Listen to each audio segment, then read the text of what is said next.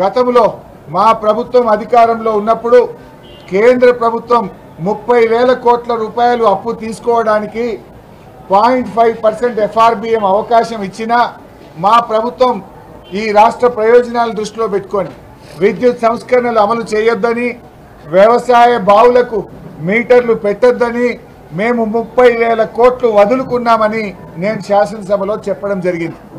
నేను ఈ విషయం మాట్లాడేటువంటి సందర్భంలోనే సడన్గా ముఖ్యమంత్రి గారు ఆయన మైక్ తీసుకొని ఆయన గారు గతంలో మీ ప్రభుత్వం సంతకాలు పెట్టింది, ఇగో మీ అధికారులు పోయి అగ్రిమెంట్లు చేసిండ్రు అని ఒక కాగితాన్ని చూపించి సభను సభ ద్వారా రాష్ట్ర ప్రజల్ని పక్కదో పట్టించే ప్రయత్నం చేశారు.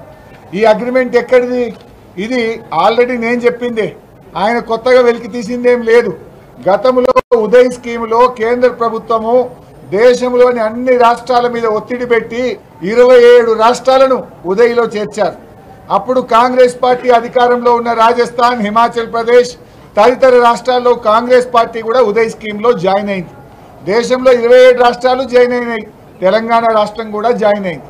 అయితే ఈ ఉదయ్ స్కీమ్లో ఉన్నదేంటిది? ఇప్పటికే ఎక్కడైతే మీటర్లు ఉన్నాయో ఆ మీటర్లకు స్మార్ట్ మీటర్లు పెట్టాలని మాత్రమే ఈ అగ్రిమెంట్లో ఉంది. అది కూడా వ్యవసాయ విద్యుత్ కనెక్షన్లను మినహాయిస్తూ వ్యవసాయ విద్యుత్ కనెక్షన్లు కాకుండా 500 యూనిట్లకు పైగా కరెంటు కాల్చుతున్నటువంటి మీటర్లకు ఆ పాత మీటర్ల జాగాలకు కొత్త స్మార్ట్ మీటర్లు పెట్టాలని మాత్రమే ఉన్నది. కానీ ముఖ్యమంత్రి గారు ఏం సేవను పక్కతో పట్టించే ప్రయత్నం చేసినారు. మీరు వ్యవసాయ బావులకు మోటార్లకు మీటర్లు పెట్టాలని మీరు ఆల్రెడీ సంతకం పెట్టారు అనే ఒక తప్పుడు మెసేజ్ను పంపించే ప్రయత్నం చేశారు. ఇదేమో 2017 సంవత్సరం. ఈ యాక్చువల్గా కేంద్ర ప్రభుత్వం రాష్ట్రాలను అడిగినటువంటిది 9 జూన్ 2021. ఇగో ఇది 9 జూన్ 2021 నాడు కేంద్ర ప్రభుత్వం మీరు రాష్ట్రాలు వ్యవసాయ బావులకు మీటర్లు పెడితే మీ రాష్ట్రాలకు 0.5% ఎఫ్ఆర్బిఎం అధికంగా ఇస్తాం అంటే తెలంగాణకు దాదాపు 30,000 కోట్లు తెచ్చుకునే అవకాశం ఉండే. ఈ 30,000 కోట్లు మాకు వద్దు, మా రైతులు మాకు ముఖ్యం, నా గొంతులో ప్రాణం ఉండగా రైతుల బోరు బావుల కాడ మీటర్లు పెట్టను అని మేము 30,000 కోట్లు 2021 సంవత్సరంలోనే వదులుకున్నాం.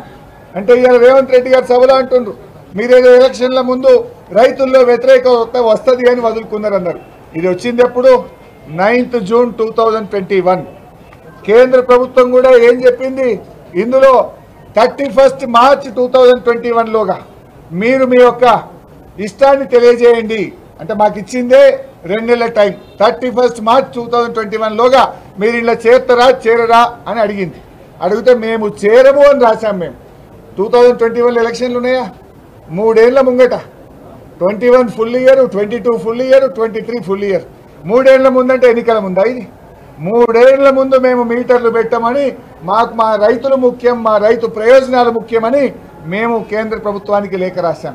అంటే ముఖ్యమంత్రి గారేమో చెప్పేది వేరు, వాస్తవంగా నేను మాట్లాడింది వేరు. కానీ ముఖ్యమంత్రి ఏంటంటే ఆ మందబలాన్ని సభానాయకుడిగా ఆయనకు మైక్ ఉందనో గొంతుందనో దబాయించో సభను తప్పుదో పట్టించి రాష్ట్రంలో ప్రజల్ని తప్పుదో పట్టించే ప్రయత్నం చేస్తున్నారు. సో విషయం ఏంది? మేము రైతులకు మీటర్లు పెట్టకుండా మేము స్పష్టంగా 30,000 కోట్లు వదులుకున్నాం. ముఖ్యమంత్రి గారు చెప్పేది అది డిస్కామ్స్కు, అది ముఖ్యంగా ఉదయ్ స్కీమ్లో చేరాలని కేంద్రం చెప్పింది. అది 2017 సంవత్సరం ముచ్చట. 2017లో ఉదయ్లో మేము చేరినాం, కేంద్రం ఒత్తిడి వల్ల చేరినాం. 9,000 కోట్ల డిస్కామ్ల అప్పులు మేము టేక్ ఓవర్ చేసినామని నేనే శాసనసభలో చెప్పాను. ఉదయం నా ప్రసంగంలోనే చెప్పాను. చెప్పుతూ ఈ 30 వదిలినామంటే అప్పుడు ఆయన లేచి మాట్లాడింది.